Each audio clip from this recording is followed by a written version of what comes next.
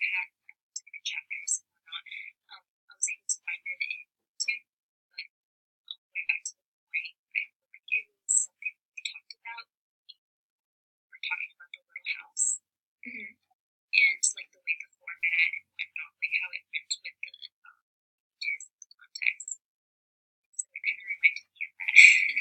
Yeah, I've only read like a few graphic novels before, so it took me a few like seconds to figure out how to like follow the story since the boxes were a little confusing at first, but then once I like figured it out, I thought it was pretty easy to understand. I just really liked the format because I thought it was interesting, and I thought that if some kids aren't really interested in like the text heavy type of books, this might be another type of book that they'd be really interested in. It was actually really funny because I was tutoring some kids, and actually one girl was reading this exact book. So I asked her how she liked it. She was in fourth grade, and she said it was like one of her favorite graphic novel series. So I thought that was interesting.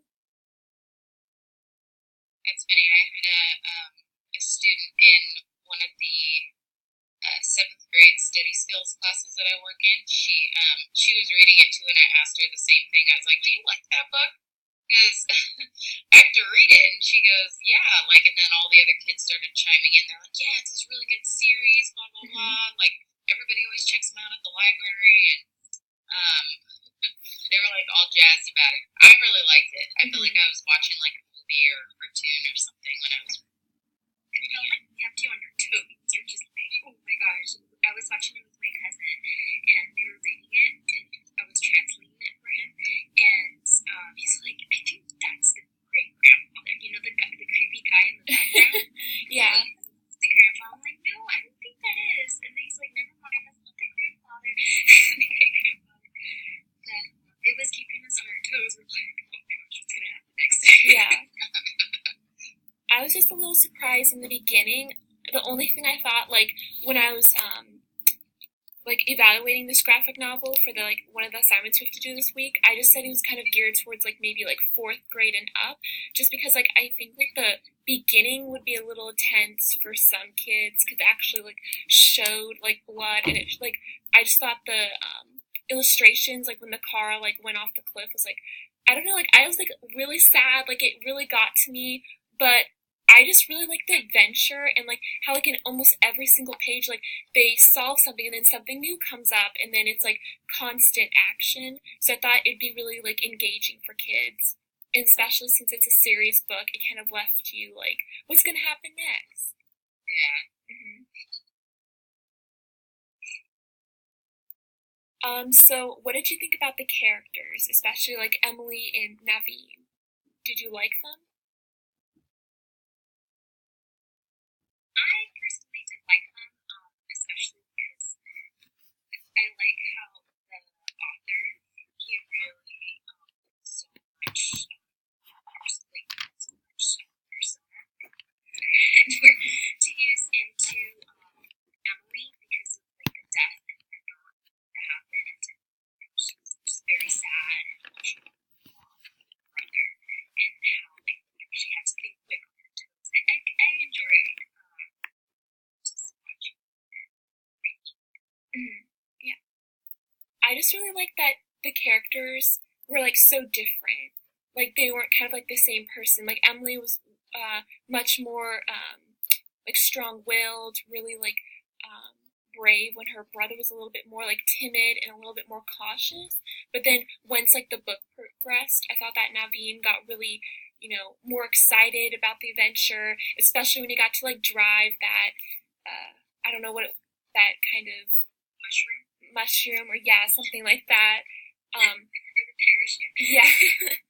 And I really liked the assistant because I thought he was like another kind of good character too. Yeah, for some reason, I thought the brother was going to turn evil, Mm-hmm. just because, they are not giving him too much authority, and he's like, why do I always get things secondly, or like, this is Emily's always telling him what to do, and he's like, fine. And I thought, like, for a minute that I forgot what it was.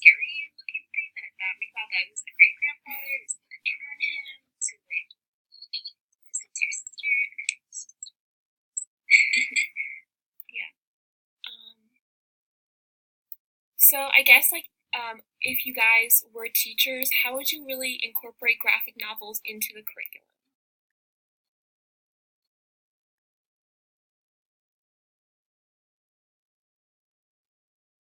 Because at least for me, when I was thinking of it, I thought it'd be good to kind of have like a English language arts lesson with also like a visual arts. So like maybe if they're learning about different types of illustrations or like different types of art, if the similar type like in here, I thought the art was really like it was kind of like Japanese anime, like cartoonish.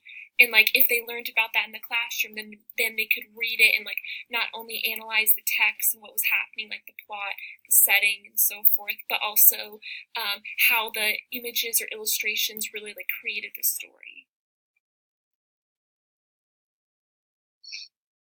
Yeah, that's the only thing that I was thinking about it. I'm like, what could you put this with that's, still going to be, I don't know, educational in a sense? Because the book is so, like, it's so not. Yeah.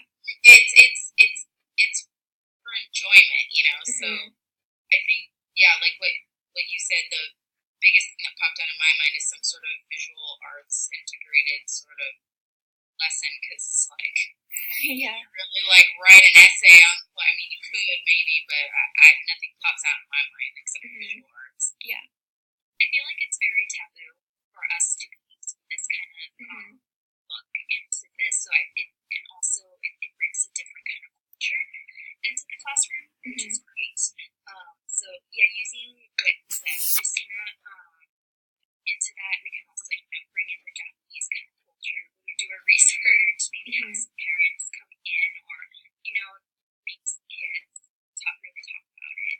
Yeah.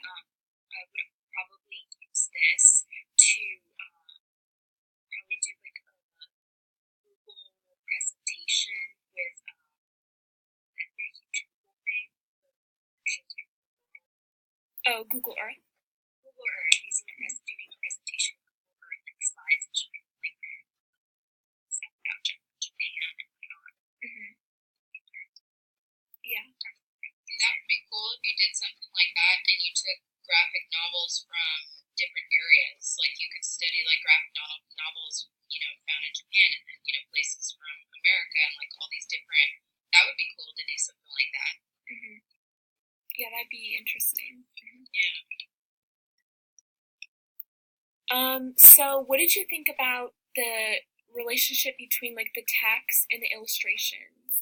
Did you think that it was like pretty easy to follow the storyline? Do you think there was like too much text, or did you thought that they were both like equally good in showing the plot? I think it was just enough. Like, I think it was pretty equal, the text and the visuals. I think it was more like visually pleasing because, well, actually, there was like, I don't know, the text was like, there was a good amount, but it was like simple text, like it was very detailed. It was mostly about kind of like watching in like a book version. Yeah, I thought there wasn't like too much text, but I thought it was just enough so that like kids could easily understand it. And I also thought that graphic novels would also be good for ELL learners, especially because the illustrations, I thought, like some of the pages, I tried to just look at the illustrations and see if I could understand or see the story, and I could. I could see like the emotions on the characters' faces, or even like the colors, like when they were like trying to like run away from like the different creatures, it was like a darker tone, which would like to me assume that it'd be a more like intense scene or something. So I thought this could also help kids who maybe are struggling to learn, or ELL learners, or different types of learners in general. I feel that it's both good and bad. And it's good because of all the things that you guys just talked about. Reading, this is great because it's smaller and shorter. The only bad part about this is like you should really know where to go. Because I remember Christina mentioned that it was difficult to know where to go from there. But I feel like once you get to know where to pick up the piece you're able to go to, I feel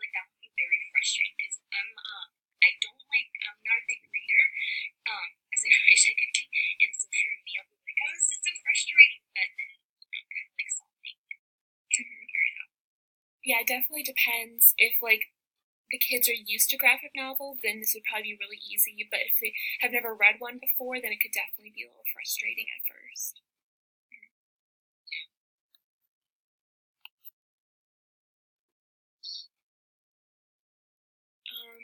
So, what major themes did you see after reading the book? Were there any that kind of popped out in your mind?